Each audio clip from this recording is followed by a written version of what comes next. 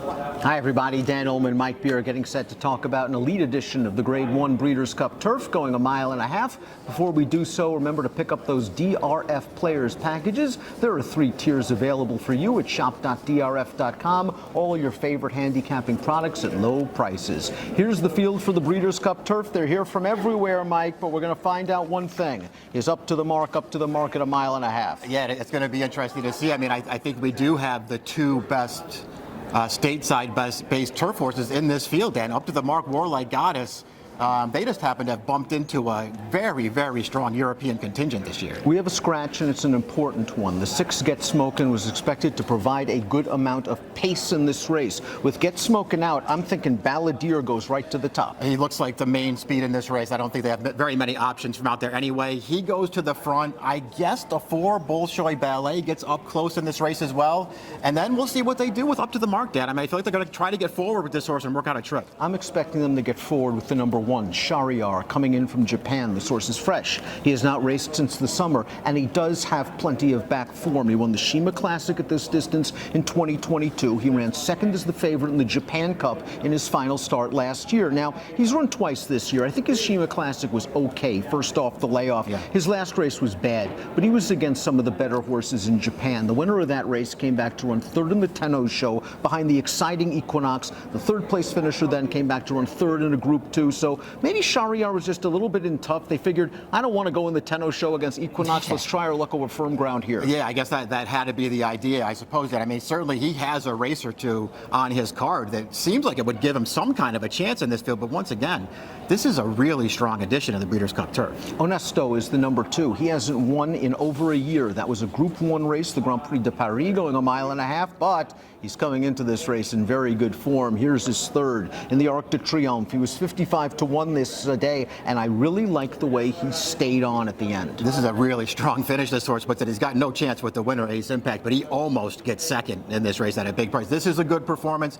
He didn't run great 2-back when he was behind the favorite in this race that he's going to face again on Saturday. Dan, I didn't love the position that he wound up in late in that race. Not that he was going to win anyway, but as you've already pointed out, already a major Group 1 win going this distance. Gold Phoenix, the number 3, represents the local hopes here in Southern California. Grade 1 winner at 1 mile. Multiple graded stakes winner going longer. 1 at 1 1/8, 1 at 1 3/8. And last time out in the John Henry Turf Championship, I think he was just completely pace compromised. Balladeer walked the dog on the lead. Gold Phoenix didn't do much late, but he would have had to have done more. He had a big excuse in that race for sure, but that even, you know, if you go back to his race 2-back where he ran really well, that's not going to get it done against this field. They ran him in this race last year, Dan, against a much weaker field. He was nowhere. Bolshoi Ballet won the Belmont Derby as a 3-year-old in 2021, and he's back in form, or so it appears, with his victory in the Sword Dancer at Saratoga over the summer. Now, this was over a yielding turf course that perhaps he likes. He got a perfect trip in this race. Hasn't he always been, though, like the 3rd string of O'Brien's each year? He has been, but listen, he was a good 3-year-old. It's nice to know that he can run his race in North America because he's done it twice now in Grade 1 races.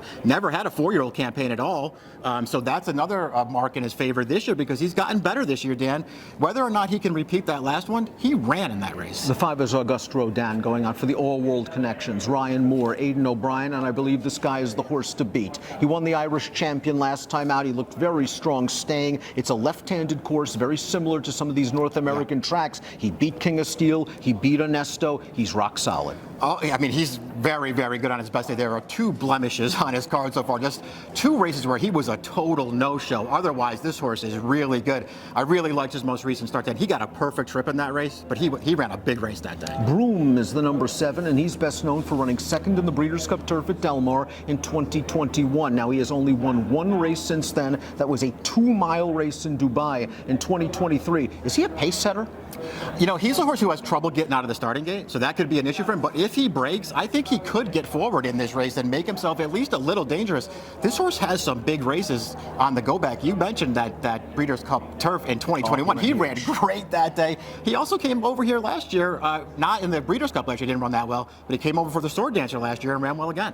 Up to the Mark is the best turf horse in North America. He is a graded stakes winner at 1 1/8, 1 mile, 1 1/4 miles. Now he has to stretch his speed going 1 1.5 miles. Here's his win in the turf mile last time out. It was a race where the pace was solid. Jose Ortiz gave him a great ride, and this horse fired fresh. Boy, considering all that was going against him in that race, not only dropping back to a mile, but he had missed time through the summer. He's in against a quality horse and Master of the Seas, and he didn't get a perfect trip through the stretch, but he did get clear on time. He came with another big finish. This horse is really good. There's a lot working against him again on Saturday. Another horse coming from Europe with major credentials is the 9 Mostadaf for John Gosden, winner of the Juddmonte International last time out. This fellow likes firm ground. Is he at his best at 1.5 miles? He's won over it on the all-weather. Yeah. It looks like he's just coming into form in his right time. And the horse he beat last time out, Najwa, a good third in the Irish champion next out. I would look at him that way if maybe he was a little bit of a better price. Maybe he's just getting really good right now. He's 5-2 on the line, which seems a little short because I do think the 1.5 miles is somewhat of a question.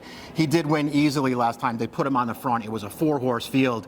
I can't say I was, blown away by that performance, but 2 back, he was really good winning the Prince of Wales Stakes, coming from off the pace with a confident ride. Adamo is a Grade 1 winner in the States, but it was a weak edition of the United Nations in 2022. He's only had 2 prior runs this year. Won the Arlington Million, a race where he got the right setup. He came running for third, but it was his first start off the long layoff. Maybe the ground worked against him last time out in the Canadian International. Yeah, but that being said, he's not Chad Brown's best Breeders' Cup horse we've seen in a while. He's not. I'll give him all the credit he deserves for showing up every single time. I'm just not sure that he's good enough to beat a field like this. The hulking King of Steel has to get the monkey of Auguste Rodin off his back. It seems Auguste Rodin has his number every time they've raced, but King of Steel scored last time out in the Champion Stakes. This was only 2 weeks ago. Is it too quick a turn back? I'm not going to worry about that. They're going to ship him over here.